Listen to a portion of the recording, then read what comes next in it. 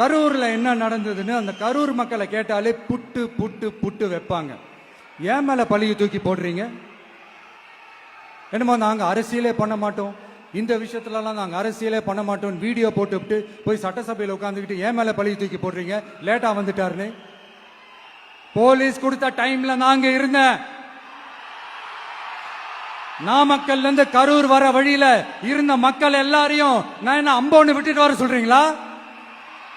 நாமக்கல்ல இருந்து கரூருக்கு நான் எப்படி வந்தேன், எவ்வளவு நேரத்துல வந்தேன், உலகமே லைவ்ல பாத்துக்கிட்டு இருந்தது. வாய் கூசாம ஏன் மேல பழி தூக்கி போடுறீங்க?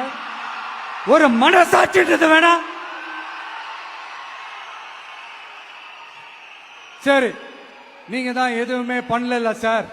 அப்புறம் ஏன் சார் 20 வருஷமா கரூர்ல மட்டுமே, கரூர் பகுதியில மட்டுமே போட்டி போட்ட உங்களுடைய ஒரு அடிமைய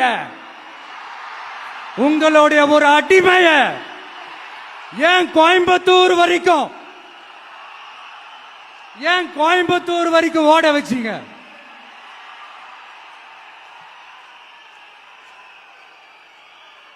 அதனால மக்களே,